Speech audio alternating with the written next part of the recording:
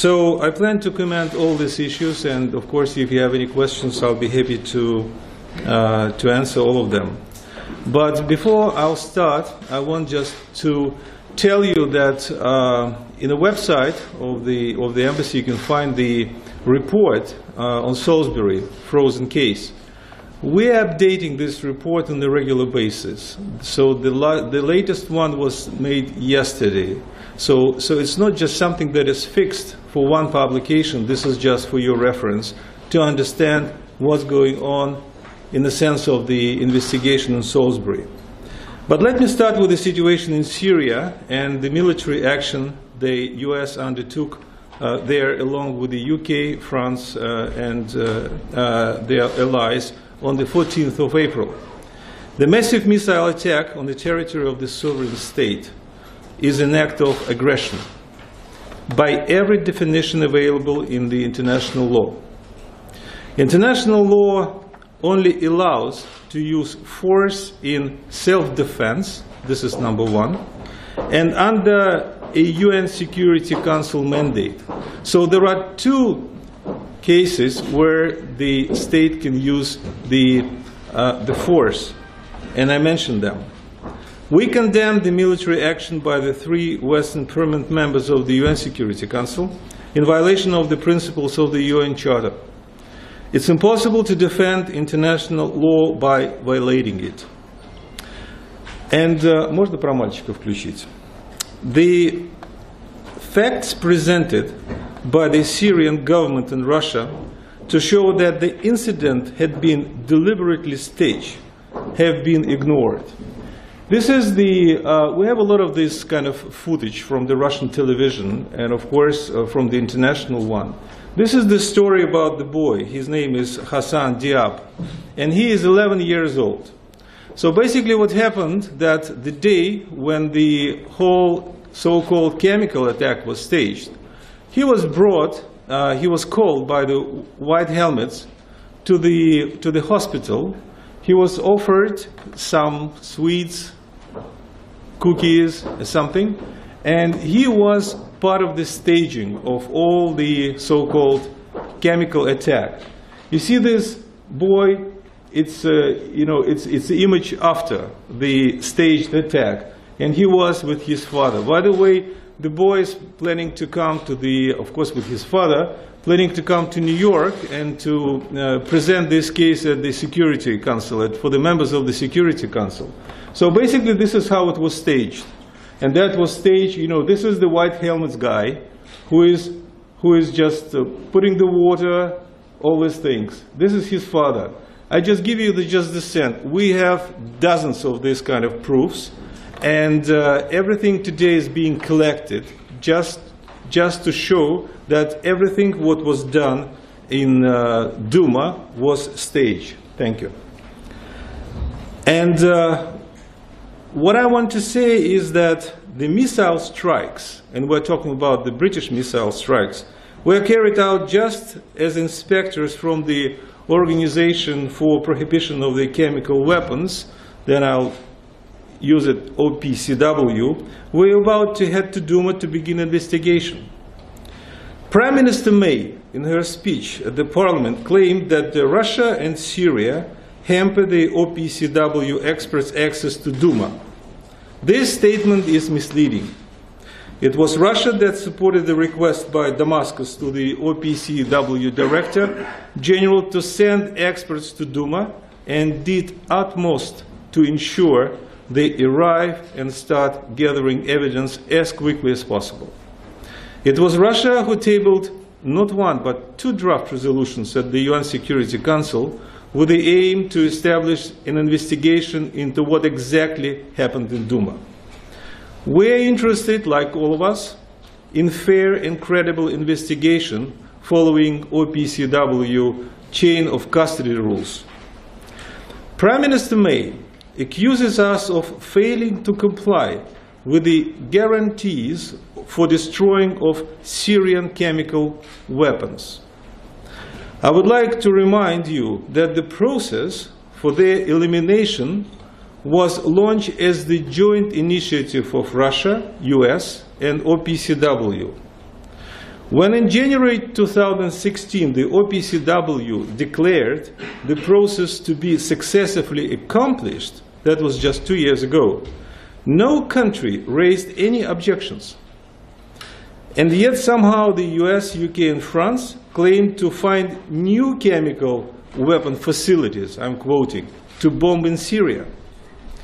If they had information about Syrian chemical facilities continuing to produce weapons, why not to turn to the OPCW? The multilateral procedures for verifying these suspicions are well established. Yet, judging by the absence of contamination and victims of chemical exposure after the strikes, the sites bombed had nothing to do with the chemical weapons. This is just the fact of life.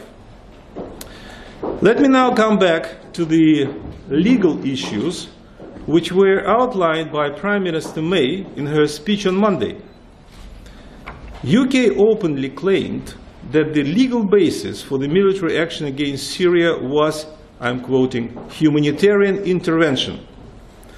The doctrine of humanitarian intervention was actively promoted by the West in the 90s. It was plainly rejected by the international community. There is no authorization in international law to conduct such intervention. But even under the humanitarian intervention criteria, which was used by the Prime Minister, the arguments put forward by the UK hold no water. Prime Minister says 3 conditions must be met. Let's consider them one by one. The first one, the government says there must be, and I'm quoting Prime Minister, convincing evidence generally accepted by the international community as a whole, it's very important, of extreme humanitarian distress on a large scale requiring immediate and urgent relief, end of quote. The international community was waiting for the OPCW experts to perform their analysis on the site of the incident. In 2 days before that, the international community couldn't even be sure that the chemical incident has taken place at all. Of course, this means that international community as a whole does not consider the allegations of the chemical attack in Duma require urgent relief in the form of the military action. And we're talking about the international community as a whole. That's very serious. Second thesis, and I'm quoting Prime Minister, it must be objectively clear that there is no practicable alternative to the use of force if lives are to be saved. Our comment. Again, before we speak of life to be saved from the chemical weapon threat, we have to make sure that the threat exists. For that, we have to wait for the OPCW conclusions. More broadly, lives are being lost in Syria mostly because terrorists and other extremist groups continue fighting, being encouraged by the Western backers, including the UK, instead of joining the political process. Everybody, including the UK, is saying that there is no alternative for political solution to the crisis. It's astonishing now to hear from the UK that there had been no alternative to the use of force. And the last thesis. Use of force must be necessary and proportionate to the aim of relief of humanitarian suffering and must be strictly limited in time and scope to this aim. End of quote. US, UK and France launched 103 missiles. If the Syrians didn't intercept 71 of them, we cannot imagine the numbers of possible casualties of the civilians. So much for the proportionality. To sum up, we have a legal justification that is based on non-existent rule of international law, and even within that non-rule, it is framed in the completely false and inconsistent arguments based on so-called intelligence information and social media. Actually, we are not surprised by that. The UK and other Western Bloc countries have long forgotten about their obligations under the international law. Instead, they speak of the, I'm quoting, rules-based international order. What are those rules? I assume they mean the rules that they themselves formulate and enforce. This is not the kind of international order we want. I want, and we want, a world based on international law. And among other things, international law, as I said, only allows to use force in self-defense or under a Security Council mandate. Under international law, the military operation against Syria is plainfully unlawful. Let me now come back to the so-called Skripal case. Sad story. Nearly 7 weeks we have passed since the poisoning of the Sergei and Yulia Skripal on Salisbury, and more than a month since the Prime Minister Theresa May accused Russia of this crime. The situation hasn't changed since our last briefing.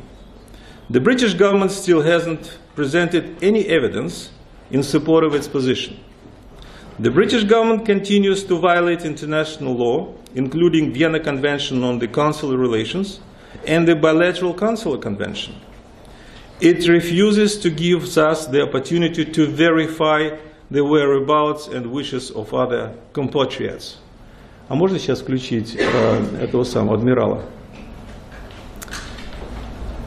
I'm quite sure that most of you watch BBC, and you know, recently, probably a few days ago, I just watched the interview of Admiral West, who was talking about the white helmets, basically what happened in Duma.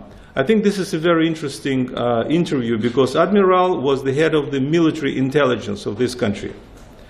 And he mentioned in this interview that when he was on duty, he was pressed by the politicians in order to present the right, let's say, results of the statements instead of telling the truth.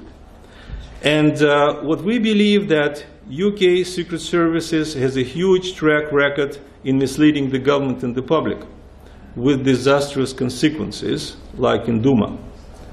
However, this time they are offering such an unbelievable picture that nobody could be misled. Можно закончить. For example, if the British government had information about Russia's alleged secret chemical program, why didn't they raise the matter when the OPCW was certifying the destruction of the Russian chemical weapons in 2017, just last year? So it looks like at that time they didn't have anything. Today now it appears they have something. If the UK has for years had informed on Russia, I'm quoting, investigating ways of delivering nerve agents, including by application to the door handlers, end of quote, why didn't the Salisbury investigation team check the door handle of the Mr. Skripal's house in the first instance? So they went to the car, to the bench, to some other places, only probably in the fourth week they decided to investigate the case with the door handler. If they knew that the Russia allegedly making this kind of research.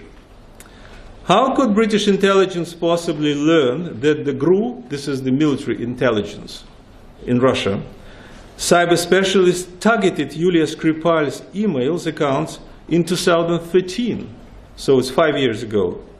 Does this mean that they had been monitoring her communications in Moscow ever since her father moved to the UK?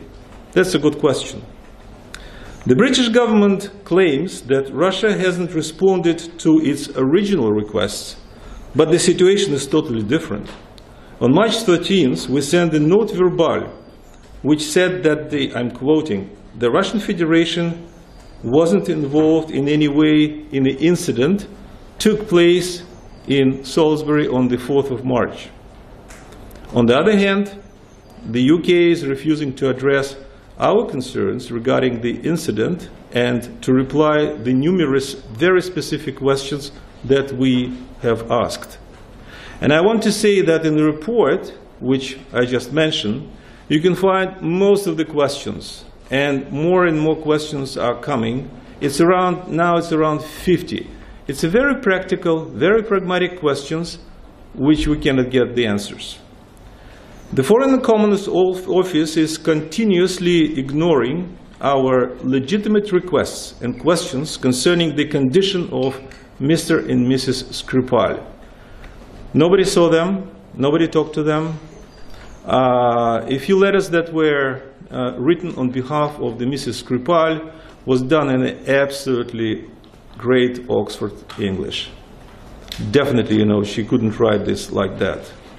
So what we have today, these people, for us, it's very difficult to reach them.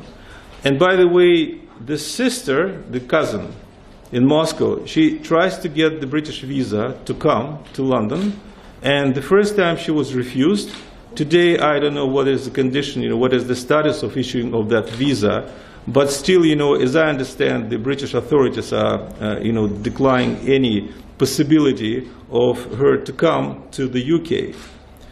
We get the impression that the British government is deliberately pursuing the policy of destroying all possible evidence, clarifying all remaining materials, and making an independent and transparent investigation impossible.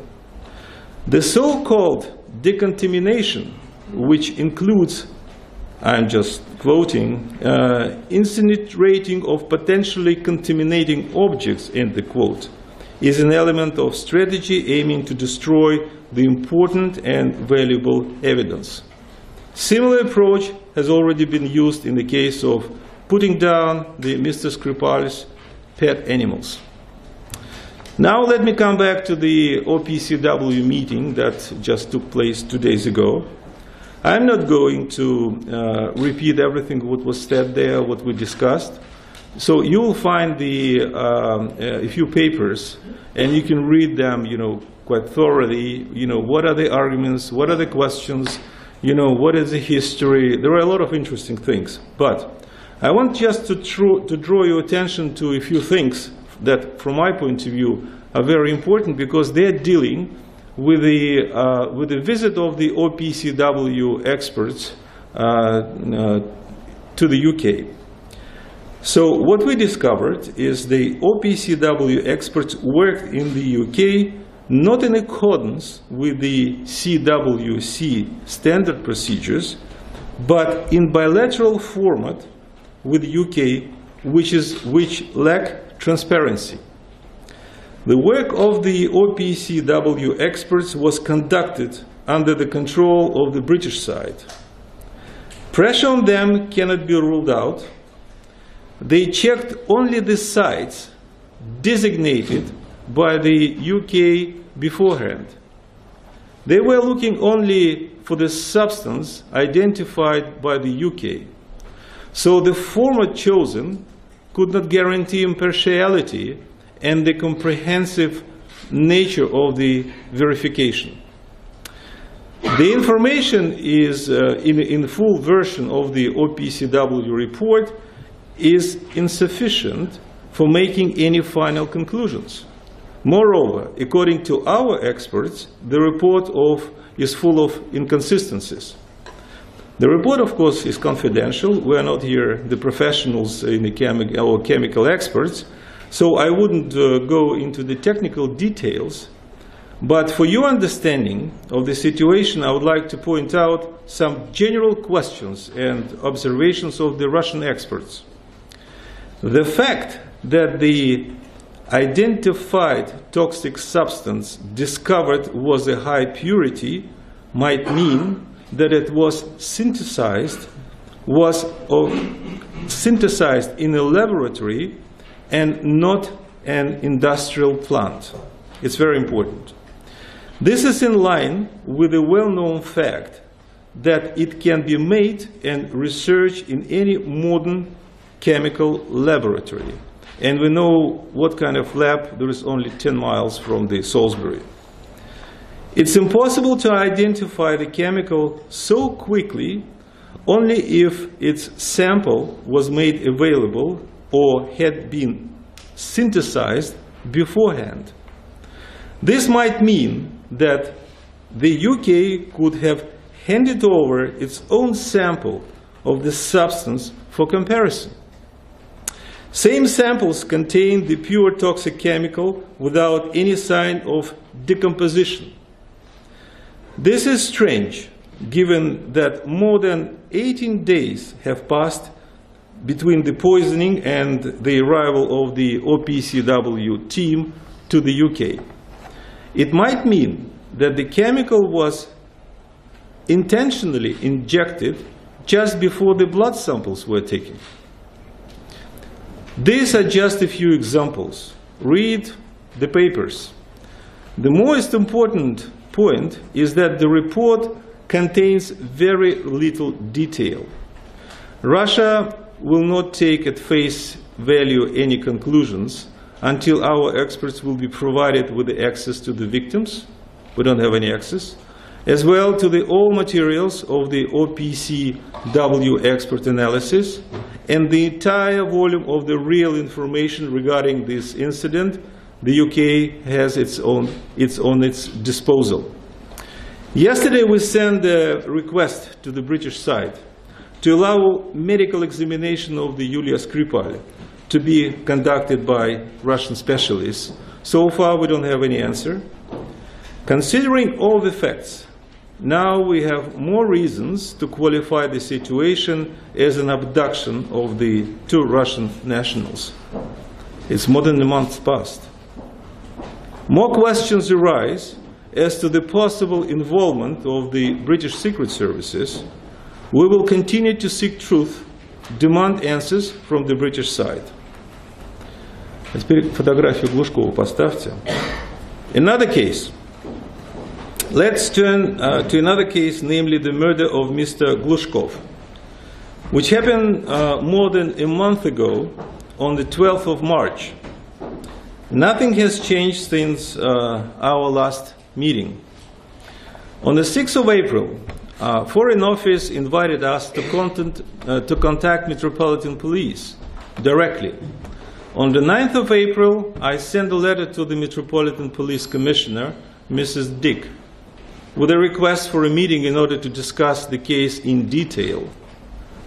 Today, 20th of April, no reply have been received. Make your own conclusions. The embassy is not satisfied with the current level of interaction, and he is not the British citizen, he is a Russian citizen. We are not satisfied with the current level of interaction with the authorities. The current situation is a clear violation of international law in defiance of the legitimate right of the Russian authorities to receive information about the Russian citizens. So we have no idea what kind of investigation is going on, what's happening in this case too. Now let me come to the last point of my remarks. This is the question of the cybersecurity. The British government has been constantly blaming Russia for various kinds of cyber attacks in the West without presenting any evidence to support these claims. The only reference that we had, this is the references to the intelligence sources.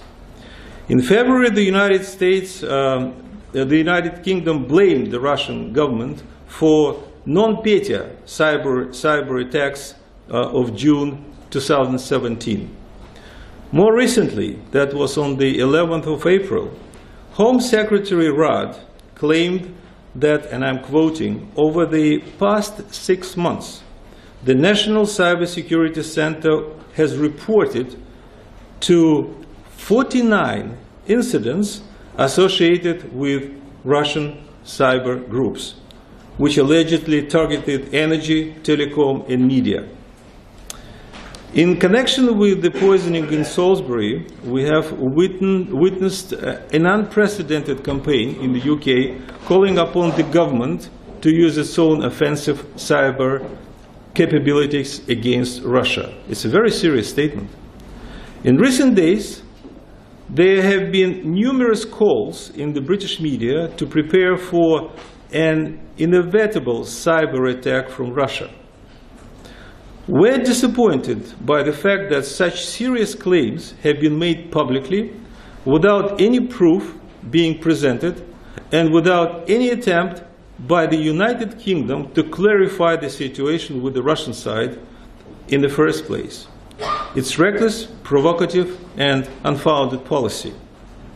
In December 2017, when Secretary Johnson was in Moscow, he met Sergei Lavrov. And one of the issues they discussed was the situation around the cybersecurity and the alleged problems that Britain has with the Russian cyber attacks.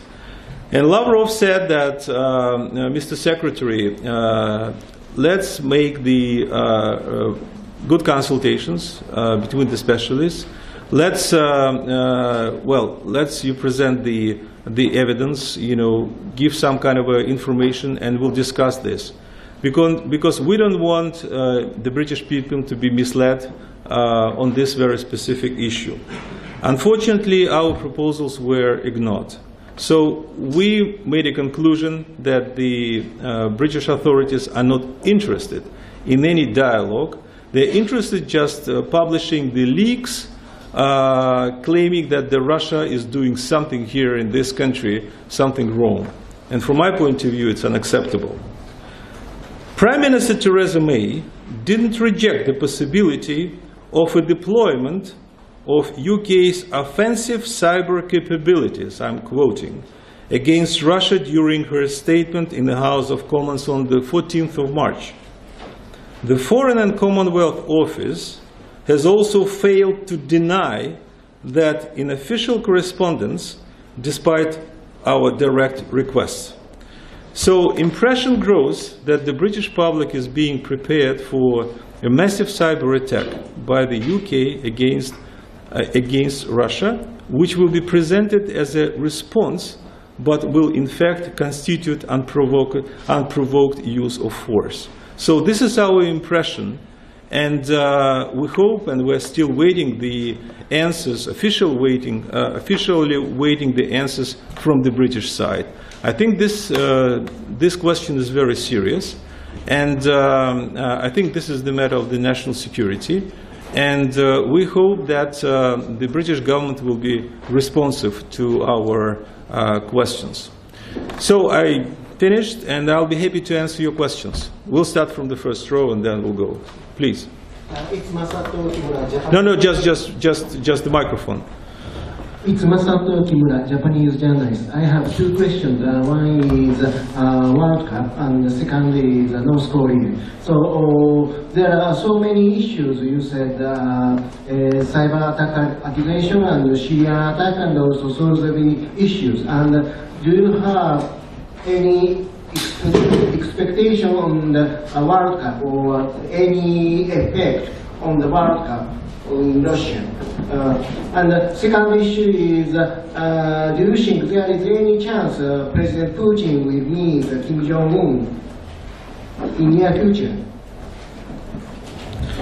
Well, on the first issue, what we need the clear answers to all our questions, very technical one, very practical one, and we still don't have the answers to these questions. And of course, we are going to continue to demand the answers to these questions. And as far as the World Cup, the preparations are going on. As I understand, all the tickets are sold out, and 11 cities are ready for the World Cup. And of course, we welcome all the people who are coming, and there are a lot of people who are coming from Britain. So everything is ready, everything in a fine condition, and I hope that it will go well. As far as the North Korean issue, I don't know about anything about the meetings on the high level, but what I want to say is that the Russian proposals, which were put to the Security Council table, is still there. So basically, not just the Russian, but Russian-Chinese proposal. It was very simple. First, the North Korea should stop any testing, and the West, headed by the United States, should stop any military maneuvers, any aggressive statements, and this will be the basis for the launching of the conversation between the United States and the North Korea. So basically, my reading of the situation is we're still at that place. And from my point of view, this proposal of two countries, very serious players in the world, international arena, this proposal is very important. Thank you. Nick Miller from the Sydney Morning Herald. Earlier you suggested that the British deliberately injected Novichok into the Skripals in advance of OPCW taking blood samples in order for the results. Are you saying you believe that that happened, or are you just kind of putting it out there? We're saying this in absence of any explanations. And I'll tell you about the logic which is behind that. Because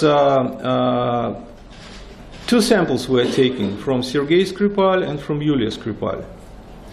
But the samples which were taken, from blood tests from the Yulia Skripal, when they got the results, this toxic substance, so-called A234 under the British classification, was in a condition that it was just injected. Because, if this substance stayed for almost a month, it always works with the other parts of the body. And of course, the composition of that, let's say, chemical substance will be different.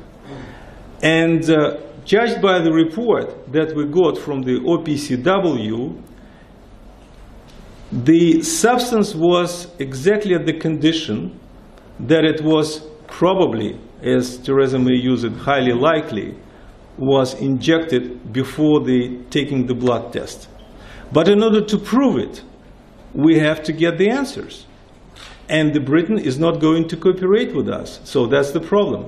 But we are going to check all the, let's say, facts and all the theories, all the, let's say, all the questions that we're putting, in front of the UK. Because, the major problem for us, they are refusing to cooperate with us in the OPCW, and we don't have any direct contacts here in the UK. So what we can do, we can just read the papers, the materials that were presented by the OPCW Secretariat, and make our own conclusions based on that information. And our specialists discovered that there is some kind of a discrepancy between the what we have today in the OPCW papers and the results and the at least official statements which were made here in the UK.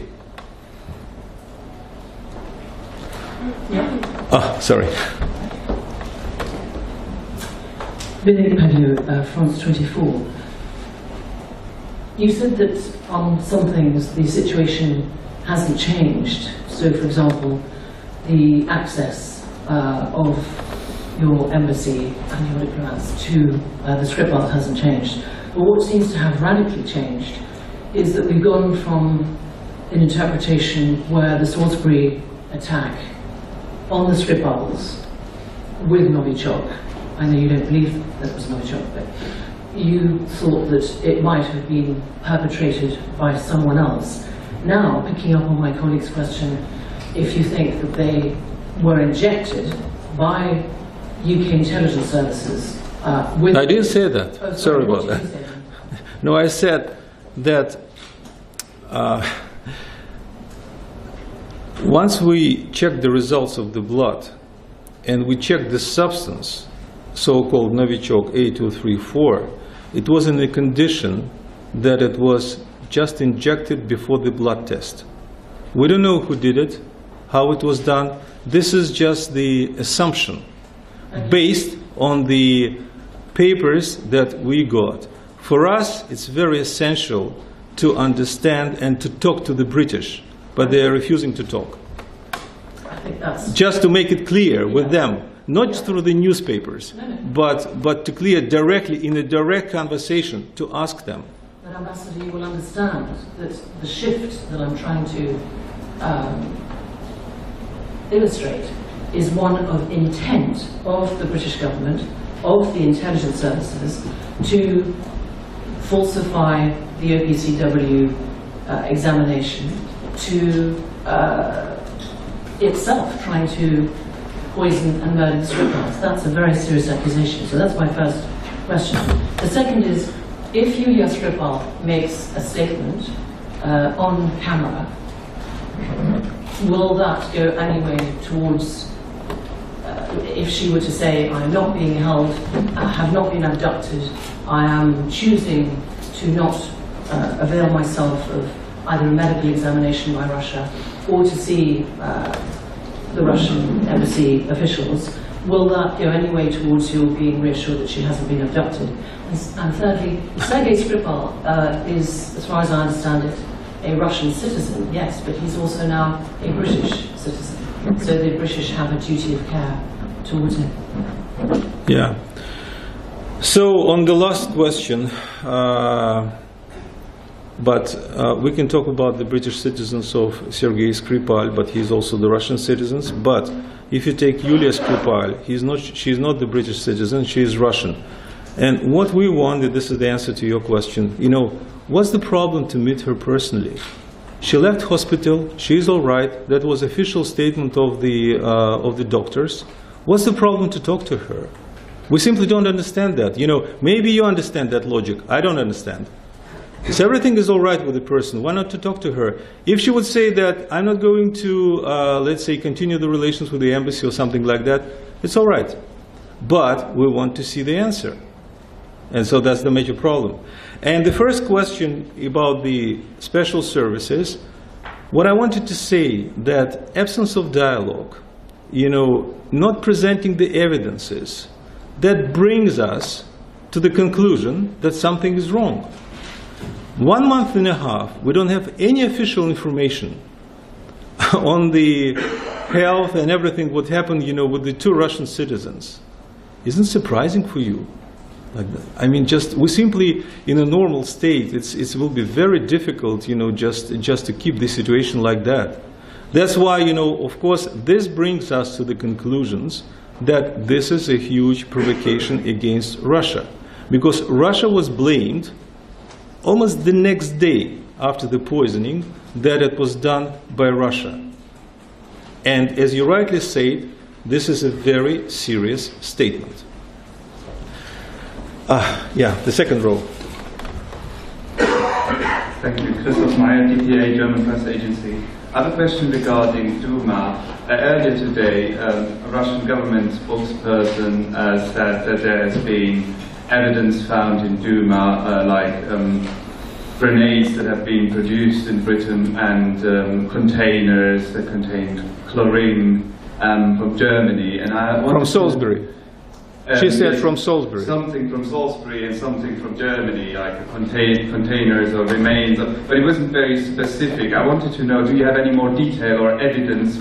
Is there any images of anything you can I don't have the image, you know, on the screen of the container, but if you go to our Twitter, you will find the picture of that container, whereas the container lies on the bed.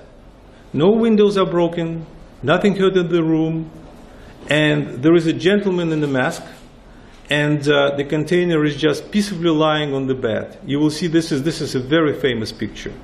And that brought us to the conclusion that somebody brought it and presented that this container was just hit the room, which is wrong. As far as the other things, we are going to present the full information about the findings in Duma. А покажите вот кино про китайское кино. I don't know if I have the figures with me, but there were so many official information, not the fact news. You know, this is from the Chinese, let's say, sources, CCTW. And so what they're finding a lot of chemical, let's say, components which were left by the jihadists.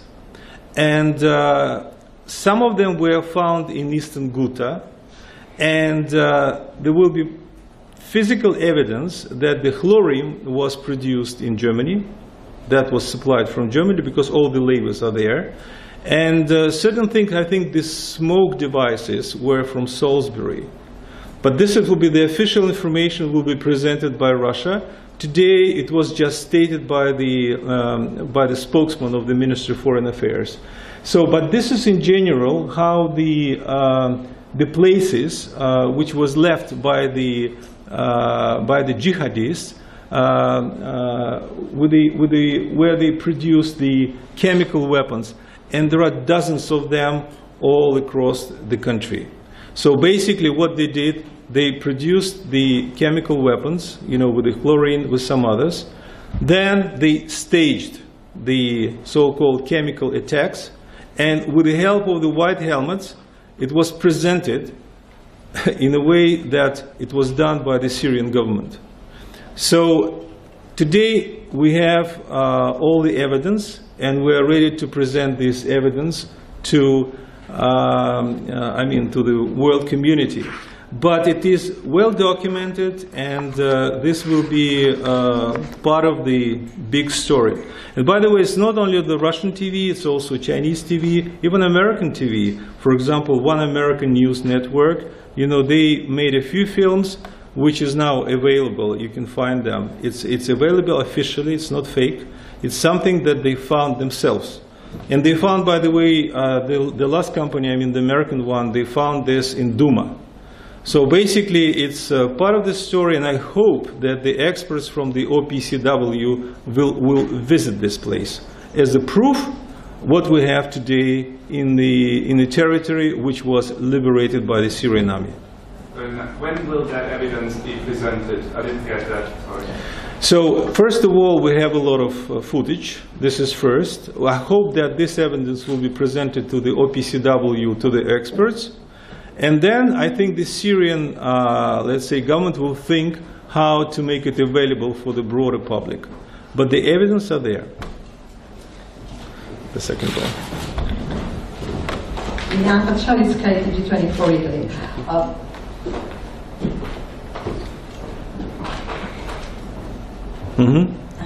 It looks like the Syrian government is the only one not using chemical weapons in Syria. Everyone else is using it against the civil population. So my question is, do you know if Damascus will ask for the help of the international community to get rid of all these chemical weapons that is finding in the part of the city and part of the countries taking now? I don't know in what condition, you know, because what I see from the films, I'm not a specialist. It's not something grade 1, you know, under the OPCW convention. This is chlorine. This is something that could be easily, you know, available on the market. I'm quite sure that if they need, they will ask, and like we did together with the United States, we'll help them. But as I said, it's not something like very serious on the classification of the OPCW. It's very light story, and chlorine it's not so toxic, for example, as the A234 which was presented. So I'm quite sure, but it's up to the Syrian government.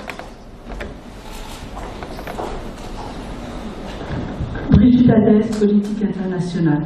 I wanted to know if, Mr. Ambassador, you would reasonably say that the Syrian government doesn't have and never had, since you tried to influence the fact that they didn't have any more chemical weapons in their country, in Syria. There is no more chemical weapon held by the Syrian government? Well, I put my answer a little bit different way, but I buy your version. What I want to say that if the British government had any information about the chemical weapons in Syria, they had to report to the OPCW. They didn't. And when they struck Syria, they said that there was a chemical weapons, and they targeted 3 places. Okay, most of these places were abandoned by the people, and some of them were seriously damaged. But there was no contamination. Once you hit something, you contaminate the place. But there was no contamination. So that brings us to the conclusion that the pretext for the strikes was false.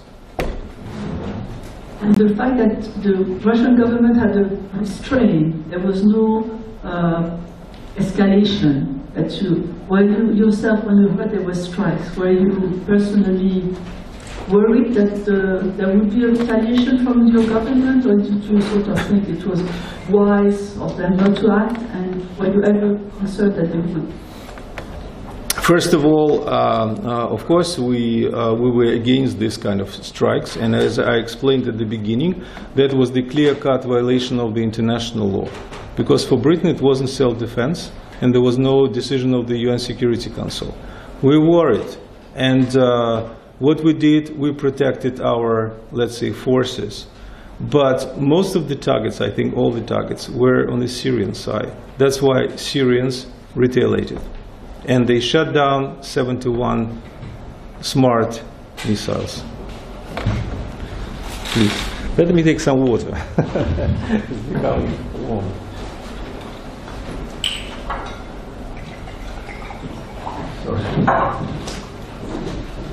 Ambassador Deborah Bonetti from Il Giorno, Italy. There seems to be quite a bit of a long list of Russian nationals who've come to this country and ended up dead.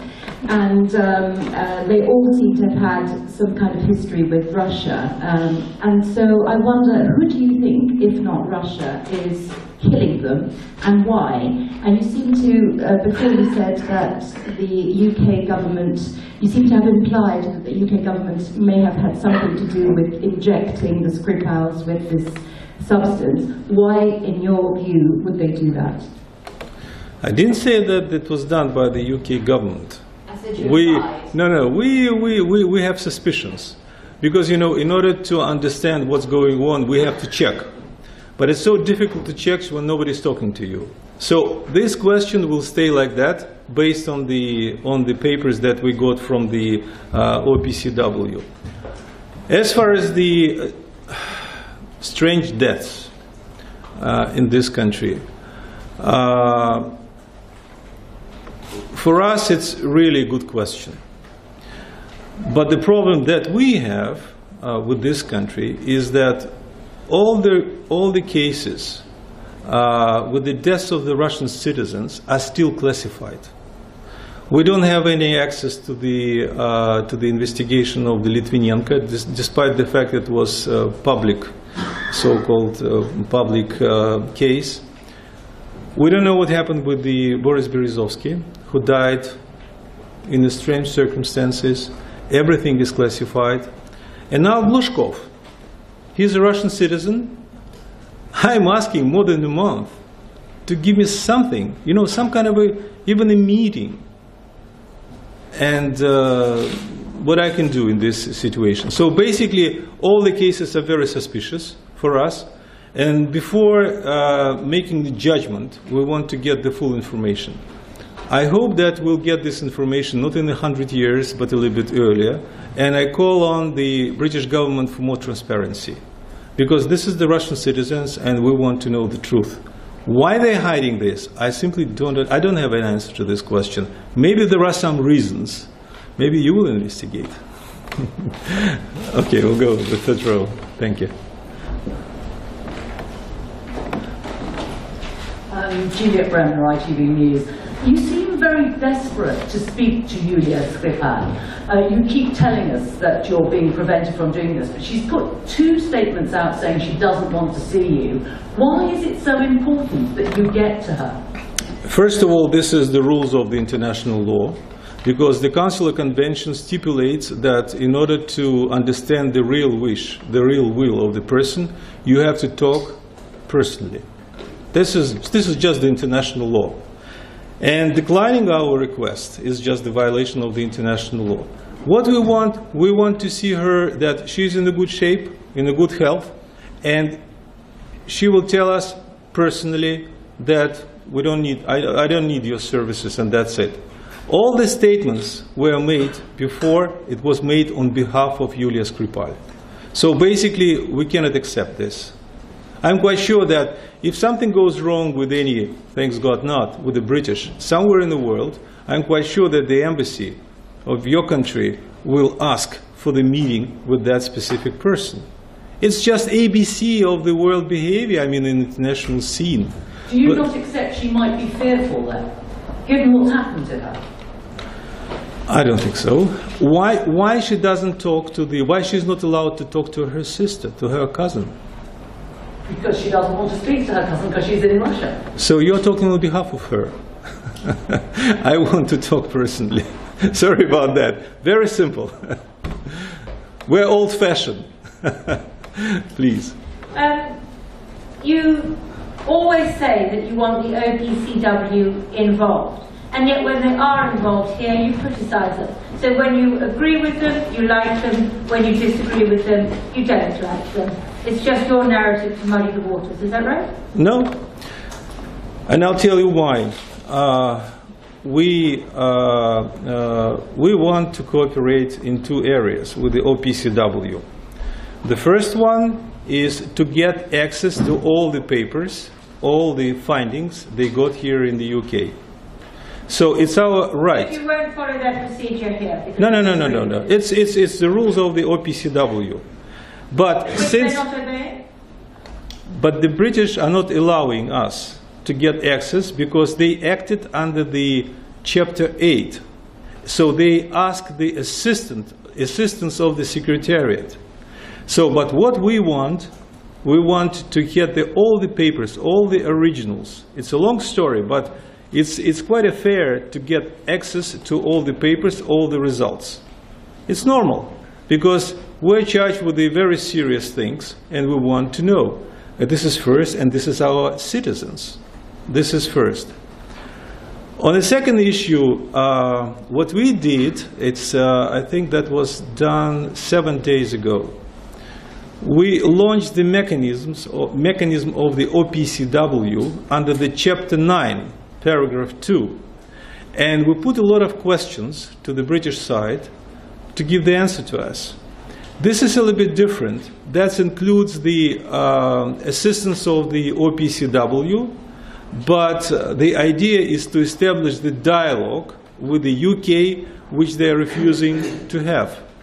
So from that point of view, my personal view is that the OPC is very helpful. It's very helpful not just for us, but also for the world community, the members of the OPCW. And a second, we need transparency. The only thing we need is just to read the initial reports on the basis of which let's say the final report was made. It's very simple. Why the British side is not ready to give their consent to give us this initial to give us the initial information? We simply don't understand. I think they would be happy to just to hear our points of view on that, and we will be happy to get the comments from them. But it's not the fact today. That's why we are calling the British side on the OPCW to be a little bit more cooperative and, of course, in the best spirit, transparent. So this is the whole idea. Juan Solari, TV Azteca, Mexico. President Trump right now is in one of his most difficult parts of his short presidency in the States because of the accusations of involvement with Russia and maybe the help he could have had for having the elections, winning the elections in the U.S. So could you start once again, because it's not my mother tongue. I have to understand clearly your question. Yeah. President Trump right now is in one of his most difficult parts of his presidency because of the accusations he's receiving about the involvement with the Russians and the help that he could have had to win in the election almost 2 years ago. So, to the eyes of the world, and countries that are not involved in this conflict with Syria, it's very strange that after firing 100 rockets, even if 70 were stopped, 30 reached the targets, and still you claim there were no casualties on both sides, in Syria. There were a few, definitely. So, two very quick questions. One, could you reconfirm that the Americans didn't advise you in advance the specific targets they were trying to reach? And second, are you aware that to the eyes of the world this could be like a screen smoke just to help Trump say we don't have any involvement with the Russians? Oh, it's just really conspiracy theory. As I said at the last conference, we were the conversations, between Russian military and the American military. I don't know all these details, but what's the sense to give the targets, before the strikes? It's quite clear. I'm not going to speculate on that because you have to ask the U.S. on that issue, and maybe you can ask the Syrians, not us. But as far as the meddling to the American elections, it was very interesting that we were not presented a single fact, a single evidence of our meddling to the US elections. And still, there are no facts. And after all the investigations, after all the hearings that took place even in the American Parliament, we don't have any evidence. It means what? It means that that was the part of the political story and nothing else. Russia had nothing to do with that. Because, for us, the evidence, this is the most important part. It's exactly, exactly how the story about the Brexit was presented here in this country. This country was divided, approximately half and half. And somehow the embassy was blamed that we interfered on the side of those who were for the Brexit. And what was the motivation? To make a mess in this country. We don't buy it. I'm sorry. It's not, we can just watch what's going on here, but we're not intervening in any procedures that the British, having by themselves. No, just we'll go further and then we'll go there. And then I'll come back to you. Hi there, Polly Boyko. The UK government is setting up a so-called elite task force of cross-party politicians to counter the so-called Russian threat. And the head of it, I think in an interview this morning with the Today programme, said that it will target those who support well, to quote him, Putin's gangster regime. Is Moscow planning to respond to that, and what do you make of it? Well, first of all, gangster is not our word. We don't have this in Russian. As far as the cross-party group, this is internal, let's say, internal wish of the British Parliament. What I can promise you, I'm ready to come to this group and to answer all their questions. And I hope maybe I'll convince them to develop economic, political relations, and they can use their influence on the British government to perform a little bit better. Let's put it this way. Please. David Hughes, Press Association. Your Foreign Minister Sergei Lavrov has said that Russia has enough evidence to prove the UK's involvement in the staging of the gas attack in Duma. What is that proof? And in the interest of transparency, as you say, will you be sharing that with the public? Well, basically, you have seen, the staging of one attack, which was. What's the UK's involvement in this? No. They are supporting the white helmets, so they are giving money to them, and the white helmets are operating on the territory of the jihadists. You see the link? So every time when the so-called chemical attack was staged, it was in a territory which was controlled by the jihadists, and they feel in this territory like a fish in the water. But our problem with the white helmets, not just the local one, we know that for sure, and it was stated several times, in this country, in London, they get money from the government. And my question, what kind of support they are getting from the government? That's why this is how we put this question.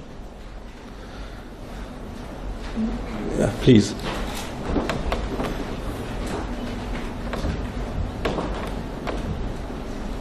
NTV Russia.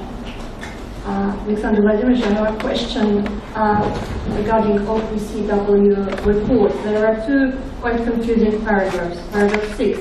The team requested and received splits of samples taken by British authorities for delivery to OPCW laboratory in the Netherlands. And then the next paragraph is the team was briefed on the identity of the toxic chemical identified by the United Kingdom, and again samples collected by the British authorities from the affected individuals.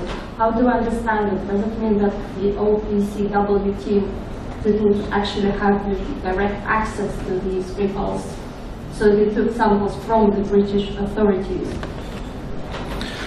Well, as I told you, the British authorities, how we understand, based on the papers which were released in the OPCW, instructed the OPCW experts what to take and where to go.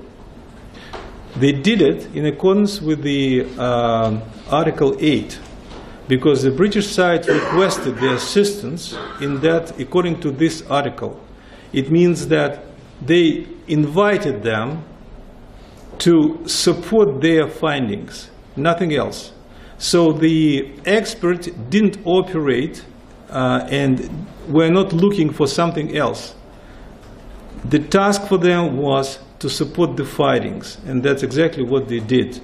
But they didn't check other places, they didn't do anything with the other procedures of the OPCW, because they were invited only under the Article 8. So that was some kind of a national assistance. But what we are saying, that in OPCW there are some other procedures which are very important, and the OPCW should work on the basis of that procedures. That's why we launched another article, 9, paragraph 2, where you can get a little bit broader information than before they could collect here in the UK. So that's the idea. This is my reading. We'll go to the end and then come back to front. Russian news agency Syria Novosti. Mr. Ambassador, a few days ago you requested a meeting with Mr. Boris Johnson at Proximity. Do you have any answer? And the Foreign Office promised to answer you. I got the reply from the Foreign Office, and based on that reply I made the conclusion that the Foreign Secretary is not ready to discuss bilateral relations, as we put it, and he is not ready to discuss the, not to discuss, but to give the answers to the questions we put in front of the British side. So basically, he is not ready for the meeting, because he is not ready to discuss the questions that we asked.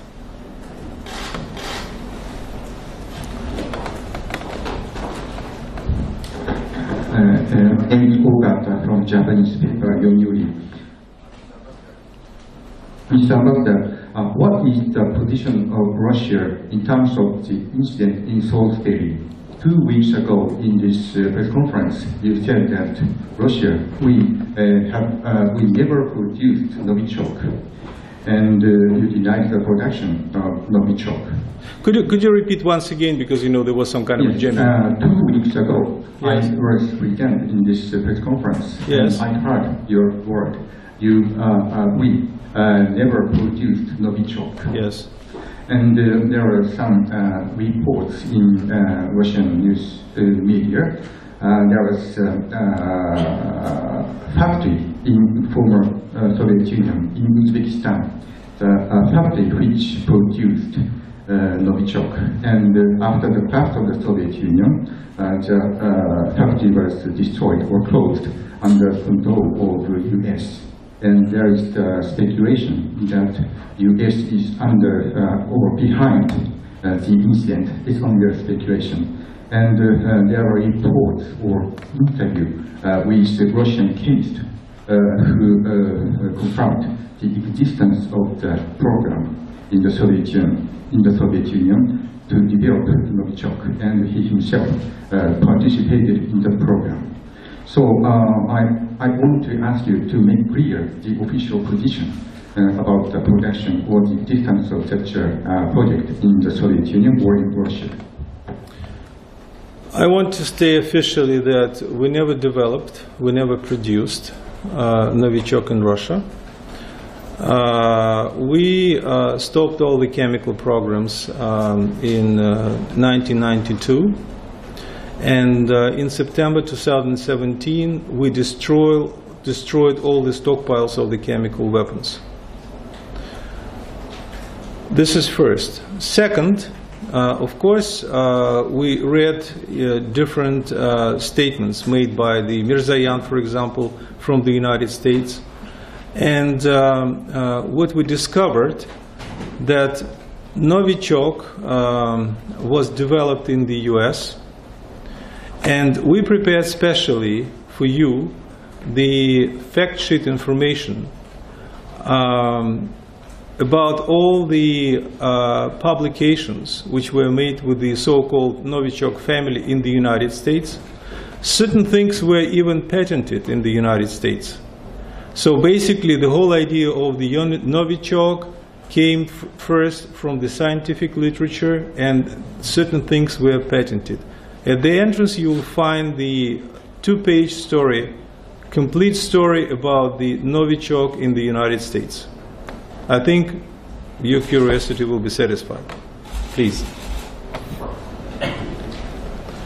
Ambassador, my name is Friedrich Morder, German National Public Radio. The British government asked 23 members of the Russian embassy to leave the country. Have you been allowed to replace them? No, we were not allowed. The British government is not giving the Russian diplomats visas. But before that happened, the average time, waiting time to get the British visa for the Russian diplomat is 1 year.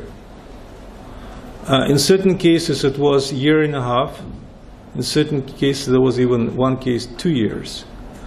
For the time being they are not ready to discuss this question.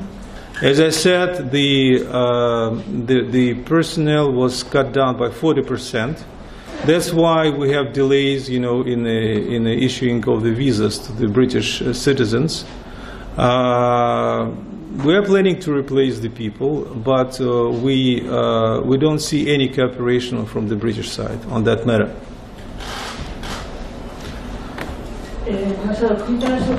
No, just the microphone. Ambassador, could you tell us at what stage is the request to the Organization of the Chemical Weapons of the request under 9.2, which I believe it was like in 10 days they will have to have some answers? Well, the maximum length is 10 days, so we expect the answers received on the 23rd of April. Answers from 7 days passed, 3 more days, today's 20th. We hope. I'm coming, sorry about that. No worries. I just wanted to clarify, you showed us I'm trying to understand what you're saying happened in Duma. You showed us a video of a lab and you said, here's the chlorine, the rebels, evidence that the White Hats staged the attack. You also showed us a video of a young boy who said, no, we were just paid to pretend there was an attack, there wasn't an attack, they were just spraying water in my face. You can see the contradiction there. Are you saying there was or wasn't the use of chlorine in Duma? And if there wasn't, why are you accusing White Hats of doing it? Because they staged. Because our feeling, they staged the usage of the chemical weapon, and they used this boy, which I showed to you, as somebody who is playing this role. And later on you have seen him in good health. So basically what I want to say is that when the Russian military came to Duma, they inspected the place and they didn't find any evidence of the using of the chemical weapons or anything. So we were sure that our conclusions are right. We said this publicly. Then, when we heard the statements here in the UK that there was a strike with the help of the chemical weapons, we said no, we don't have this kind of proofs. Despite of that, the UK, US and France striked against Syria. And today what we want, so we call the OPCW Secretariat to come and visit the place and to make independent report. So there is no contradiction. And what I just wanted to show you, this is how it was staged. It's not the purpose, for me just show you the movies. I just wanted, just to touch the reality in this place. This is how we feel, how we're convinced, and we need the results. Please. There were reports that students were encouraged, Russian students, to come back to Russia for those who were studying in the West, and maybe in particular in the UK. Do you know something about that, and what's the reason behind that? Well, I'll tell you that I read these reports, I tried to verify them, but from my point of view, that was sort of somebody's personal point of view, which was presented by the media. I didn't see any policy, any signs of that policy in the UK as well as in the other countries. That's it? The last one.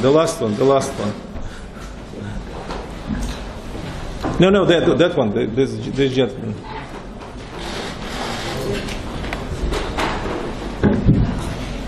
Ambassador, by denying that any evidence exists against Russia, both in the Skripal case and also in the Syria case, I understand you're implying that all the Western countries that retaliated against Russia are doing so for political reasons rather than any substantial reasons.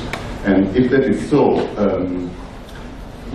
why do you think we came to this low point in West-Russia relationship, and do you see a way out, or do you think this is just a Cold War starting? Well, first of all, I think that other countries took their decision to associate themselves with the position of Britain is based on the lack of evidence. My conversations with most of the Western ambassadors shows that not so many things were presented to them, and there were only reference to the intelligence sources. They showed just the Western solidarity, and that's why Mr. Sedwell wrote even a letter to Secretary General of NATO explaining the British position. And in that letter there were just well-known facts. And it means what? It means that in NATO they didn't even give that fact before, since he's writing a letter with something which is well known. So that's why I think nobody knew, and still nobody has any idea what's behind this tragedy in Salisbury. And I think that, first of all, this is the job of the media to ask the question. By the way, why don't all of you ask to make an interview of Skripal? You're smiling. Me too. Why not to come to this place and ask the British government to arrange the meeting, put Skripal, father or daughter, talk to her. Ask what's going on. This is first. Second, I think that it's very important that the British public, the society, should put more questions to their government. At least ask them to present something which is not the leaks and not the stories in the newspapers. We need transparency, and I would say that Britain has such a good traditions of the press and the good traditions of finding the facts. I think this government should demonstrate that, and will help them. Thank you very much. Thank you. Oh, the last one. Oh my God. Hello, thank you. From AP. You mentioned before that you say the OPCW report was in a way biased by the UK authorities interpreting it, but in the... It's a different interpretation, but I buy it. In the report that my Russian colleague read before, actually the point just before the one she was mentioning says, and I quote, "The team was able to conduct on-site sampling of environmental samples under the full chain of custody at sites identified." So it seems like they did a pretty... No. It's... And also, sorry to interrupt. Sorry. If as you say, you don't have any access to the investigation, how can you be so sure that they didn't go to other places than the places checked by the UK authorities? Because we have a report from the OPCW. There is a public part which is available for all of you, and there is a, let's say, confidential part which was given to all the members of the Executive Council. What I wanted to say is that the mission was invited by the British side for cooperation, and they offered only the places they were allowed to visit. There was no separate mission from the OPCW. That was the mission to support the findings of the UK. So there is no contradiction. I'm not saying that something goes wrong, but the way how the Article 8 works, this is the way how the mission should be taken. You see? Didn't get it? Oh, good. The last one. The last one. I don't want to stand between you and lunch. Very short. The mission in Duma from the organization. OPCW. Thank you. Is under which chapter? Chapter 9 or chapter 8? No, it's just the mission under the invitation of the Syrian government. So we'll have the same situation there. No. They will be able just to check where the Syrians want to, or they will be free. This is I don't remember under which chapter, but this is there are specific procedures, and they will check everything, not just the places where they were set to visit, but they will check all the places and make their own conclusions. So this is the benefit of that mission. Definitely it's not the chapter 8. Thank you. Thank you very much. Thank you. Have a good weekend. Okay.